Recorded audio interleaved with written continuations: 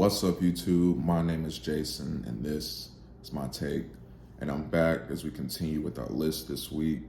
And today we're going to be talking about the top 10 R&B albums of 2022. Another year down, another just amazing year for R&B. We got some very highly anticipated records to come. One of them is going to be the first, the first album on this list, which a lot of us were waiting for.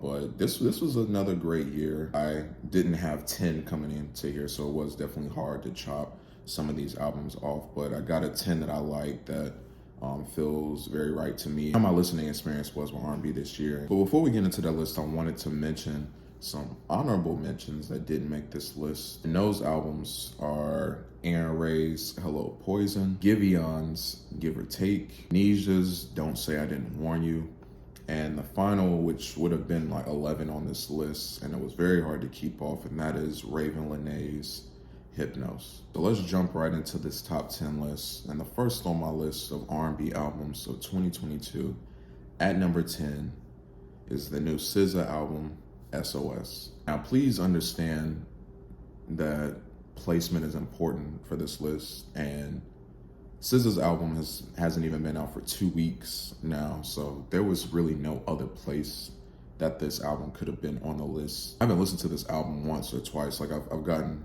a good amount of listens, but it still just wasn't enough time for me, going into these lists to put it high on it. But SZA came through once again with another amazing project. Just the sheer passion and vulnerability that she puts into this album. This is a gem in this genre that we just need to make sure we don't take for granted, because it took us 5 years to get this. I wouldn't have been surprised if it wouldn't have happened.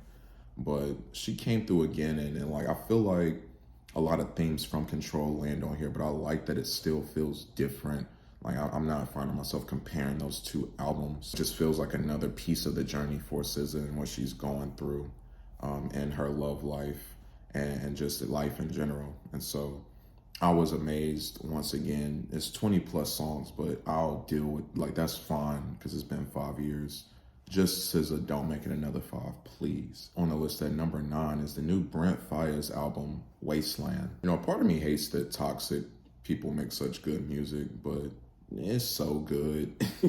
And listen, Brent came through with what isn't my favorite Brent Faiyaz project in general, but still a really good record. The skits were something. They were very interesting, but they very much, in my opinion, helped tell this story, really help everything flow the way it needed to when it comes to what Brent was trying to do here, and talking about, once again, his toxic ways and the way that he's treated women, more specifically a woman who is pregnant and having his child, who he just is neglecting completely. Brent came through with some very emotional cuts on here. A lot of songs on here where there were no drums in general. It was just the melody and Brent just like taking us through this journey. This guy knows what he's doing, man. This guy's good at what he does. And I don't know if I would hang out with Brent Faiyaz like just outside, just normally, but the man knows how to make some good songs, man. I'll tell you that. Number 8 on the list is the new album from Mary J. Blige called Good Morning Gorgeous. Time has really done nothing to diminish, the talent or just anything that Mary J. Blige brings to music. And even now, dropping a new album, like, she doesn't miss, really. I really love what Mary J. Blige is doing on this album, and just how uplifting and empowering she was with herself, opening up about divorce and just the toll it took on her, especially financially, finding that love and compassion and care for herself that has gotten her through a lot of the tough times that she's mentioned on this record. It was really just a refreshing album to listen to and to really see the place that Mary J. Blige is in right now. Congrats to her too. She has a lot of Grammy nominations coming up for the award show in February, so I'll be excited to see if she takes anything home. Number 7 on the list is the new Kehlani album, Blue Water Road. I don't think I've heard Kehlani sing with more passion, be so much more open and vulnerable. And Blue Water Road, it just felt different from what I've gotten from Kehlani, and it's arguably my favorite record she's ever dropped. When it comes to the content, we don't get too much of a difference. I just feel like it was the way in which Kehlani approached this record that felt different. She just felt like she was singing a little harder, just felt like she was putting a lot more into this. Just her speaking on the actual Blue Water Road and what that means to her, and you know, her calmness even in the eye, even in the storm, of just finding peace, finding balance, finding love in times of chaos. I really enjoyed that. I really felt that she really set the scene, really created that atmosphere for the listeners. You know, I knew this album was coming, but number 6 on my list is the new Steve Lacey album, Gemini Writes. If you would have told me that a Steve Lacey album would be like high on my top 10 R&B list, I wouldn't know if I would believe you. And it's not because I don't like Steve Lacey, it's just that Steve Lacey's albums up until this point never wowed me, never did much for me. But Gemini Writes, that, yes. You can tell on this album that Steve has been through quite a bit of like heartbreak, and is really just letting his thoughts out. Like, it seems like it's more in a like, yeah, it happened, like, I'm good, like, whatever. Like, not as emotional, not as like out there, but you know, maybe that just speaks to kind of the stage he was in at that time of still like grieving, but still having a lot of anger, still, you know, not ready to like put all of his feelings out there and just kind of deal with these moments, these breakups, and the way that he is and the way that he's experiencing it. He was able to express that amazingly.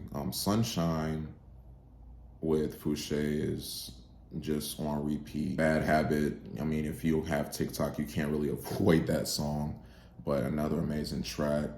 You know what I'm saying? Helmet. Like I love this album, and it's really got me more excited about what Steve Lacey is going to be doing as a solo artist. You know, a lot of the internet, Odd Future, they've disbanded and are doing their own thing. So shout out to Steve Lacey. He dropped one of the best albums of the summer, just in general. All right, now let me explain the next album on this list, all right, because it might surprise people. But at number 5 on my list is the new The Weeknd album, Dawn FM. I know.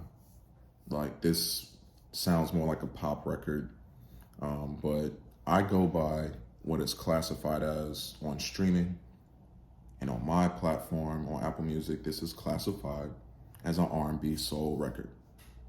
So it has to be on this list. I'm sorry. This is a great album. If Beyonce's album would have been classified as R&B soul, it would be number 1 on this list, no question, but it's not. And The Weeknd's album is, and this is arguably his best album to date. I love this theme that he had here, this radio station, and you know, we had Jim Carrey doing the narrations of like The Weeknd just like going through this like, just like this tunnel of like emotions and just like dark experiences as he's getting to the end, to that light, to maybe a heaven of sorts. And this is some of the best songs The Weeknd's ever came out with, man. Sacrifice itself is probably still my favorite song on this record. We got an amazing Tyler, the Creator feature. Quincy Jones pops up for a little interlude. We get Lil Wayne on here. And Abel, man, The Weeknd, just once again showing why he's one of the biggest in the game. Coming through once again. I'm a fan of the more poppier Weeknd. After Hours is an amazing record as well. So I'm excited if The Weeknd continues down this path, and I'm looking forward to what he's gonna bring to us next. All right, number 4 on my list is the new collab album between Alex Isley and Jack Dine, Marigold. This is ranked at number 4 on the list, but let's just go ahead and establish something here. Alex Isley has the most beautiful voice of anybody on this list. In the family of such an iconic family like the Isleys, and then the Isley brothers and what they did, it's in your genes, it's in your blood. Alex Isley herself is the daughter of the guitarist from the Isley brothers, who just blew my mind with this record. It's only 9 tracks, but what this woman does with her voice, having perfect pitch, and just really laying it all out on this record is something to behold. This is another one of those cases where it's like the album cover, like you see it when you like listen to this album, like it just has that feel. This is one of the smoothest records I've heard this year. Love Again and Square Zero are big standouts for me. And I've been trying to put as many people as I know onto this album because it's so good. Alex Isley has appeared on and featured on a lot of other things. She's actually on one of the albums that we haven't gotten to on this list as well. But please, like I said, I've been trying to put everybody onto this album. Please give this album a shot. If you're big into R&B, you're gonna come out of this like a fan, I promise. So we've made it to our top 3.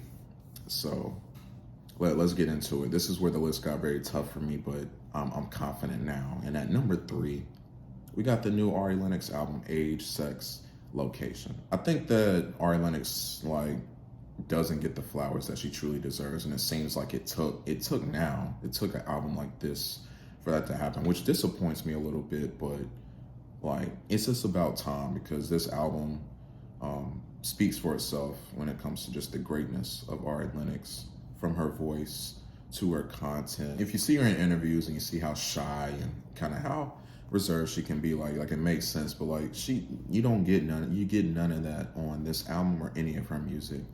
She talks about the good moments, she talks about the heartbreak, she talks about the toxicity, but also just seeing all that and not settling for it. I mean, listen to the song Boy Bye by Lucky Daye and you'll kind of see what I'm talking about here. But Ari Lennox, I love how we get the very smooth, laid-back production and singing from her, but we also get her over these more upbeat, hard-hitting, hip-hop infused songs. Stop By being an example. Love that song so much. Pressure. She's a complete artist in this genre, and there's really not a lot she can't do. I can't think of anything. And love better be shown to her at the Grammys. We need to be showing this woman more love in general. Age, Sex, Location, amazing album. Shout out to Ari Lennox. Number two on the list, and if you've been following my channel, you probably would think that this would be number 1, but it's not, and that would be Lucky Daye's Candydrip. Yes, as you can see here, I gave this album a 10 out of 10. I did. And still going through this record, I think it's a flawless record. It's just not number 1. But listen, man, Lucky Daye came through with one of the sexiest records of the year, man. This dude, look at the cover. We knew what we were getting ourselves into. This is not for the children. But Lucky Daye, in a ways, this kind of compares to the Ari Lennox record. There's just so many styles on here. There's smoothness. There's more upbeat as well. Think about a song like NWA with Dirt. That has a more upbeat feel. But think about a song like Compassion, which is just one of my favorite songs on there and one of the smoothest records of the year. It's just Lucky Daye, not being PG or rated G. It's just an adult record, and he's, just putting it all out there. I think it's just funny. I speak on Brent and being toxic and just how they make great music, and just find it interesting how Lucky Daye just made it way up on this list, given all the stuff that's coming out about this man just being an awful dude, just not wanting to father his own child, all this crazy stuff. I guess it makes sense why this album is good.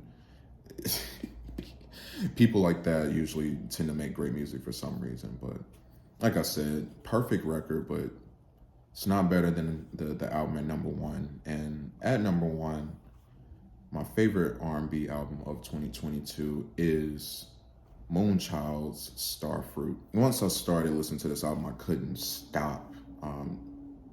Moonchild is a R&B collective out of Cali. They very much more in a alternative neo soul space, and it's probably why it found its way at number 1. I love neo soul, and it just feels like there's so many great artists in this space making some of the most beautiful music, period.